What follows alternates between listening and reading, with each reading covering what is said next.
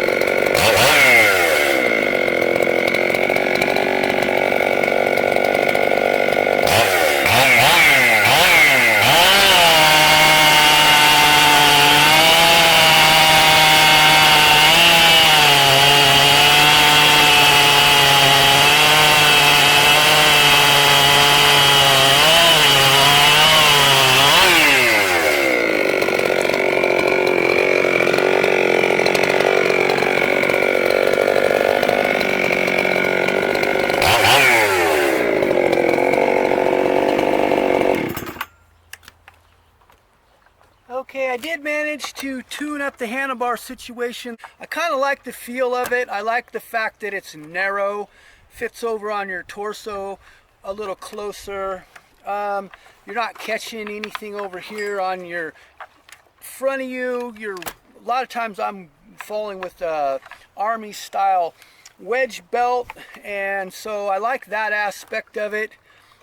I beefed up the mount system a little bit in this thing, so it's definitely a little stiffer in the lateral aspect. Seemed like it's a little stiffer longitudinally too, because I'm liking this thing a little bit better in that regard.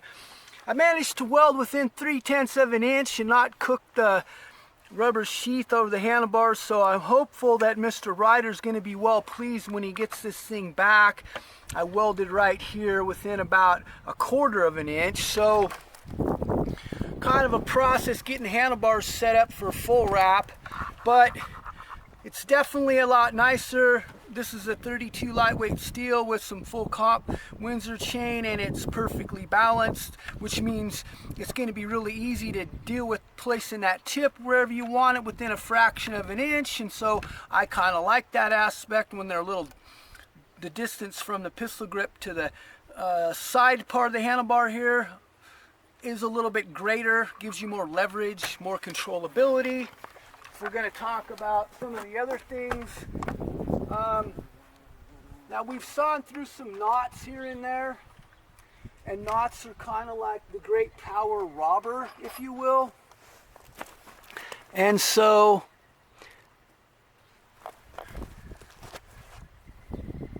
I'm thinking that we ran pretty good a few minutes ago with the 044 where we really didn't have any knots.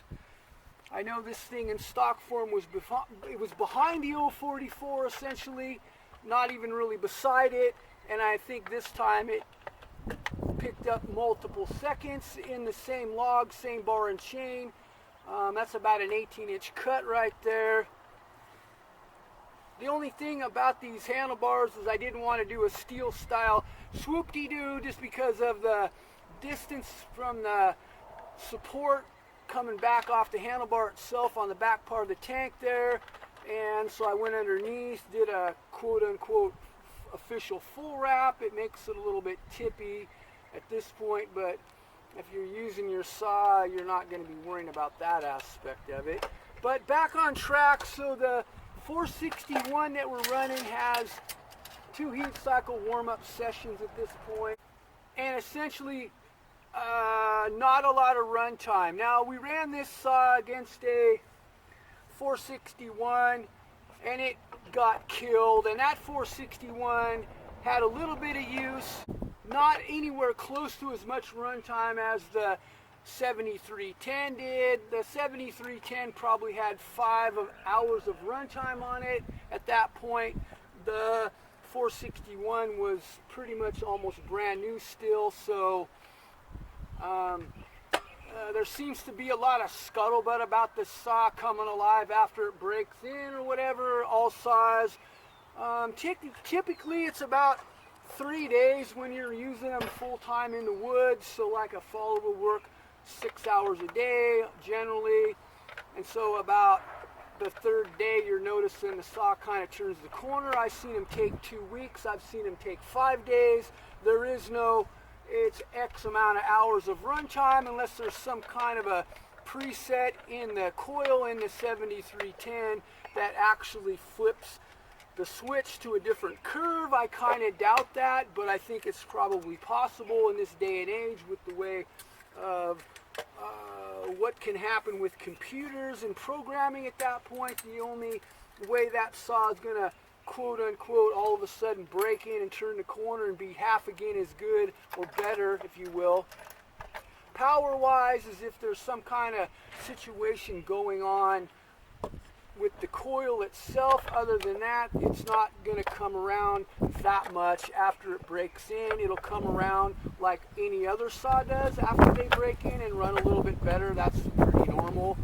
I've been running saws since about 1975 in some capacity. I felled my first tree in 1976 with a Homelight model XL12. My dad had steel saws, he had Echo saws.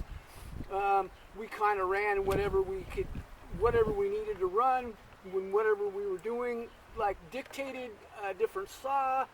And so personally I've owned Dolmar, steel Husqvarna, many different sizes of saws and many different applications, ran more saws than I care to think about over a lot of years, starting again in 1976.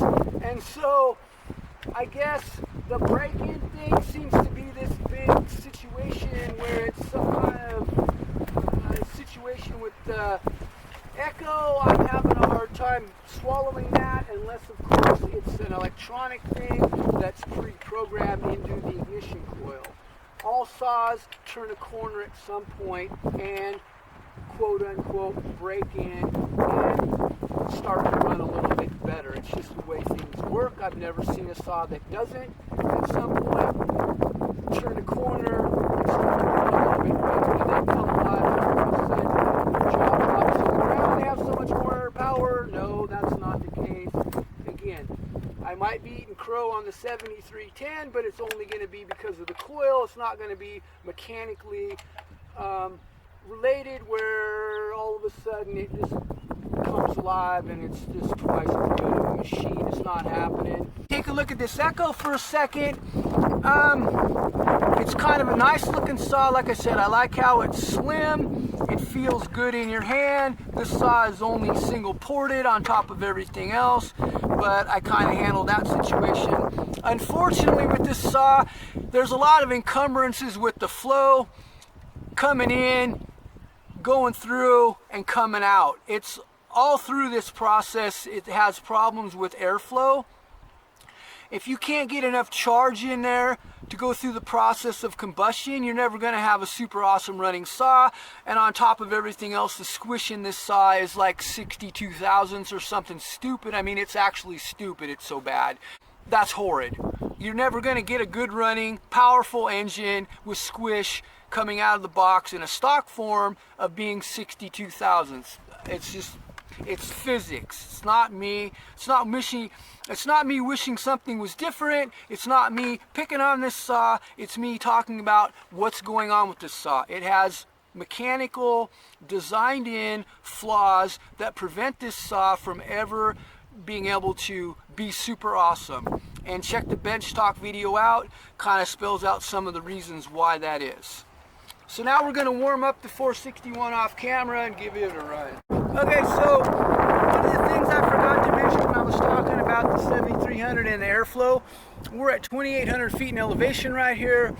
Essentially, the airflow in that saw is going to be less than what you're dealing with at 500. Obviously, the air density is a lot greater. 1,000 feet a lot greater. 1,500 feet a lot greater. If that saw does actually run differently down low, it would kind of make sense. But again, I spelled out about 5 different things that I found in the design of that saw that actually inhibits the performance of the process. So part of it is that super awesome air cleaner system is actually hindering on the other side the actual performance, at least as far as I can tell based on what I've seen looking at that saw and working on it. So we're going to go ahead and torch off the 461. Again, 3 heat cycles at this point. Hasn't even sawed yet. So it was about the same as the other one that pretty much put the dirt on that stock 7310 by about 5 or 6 seconds.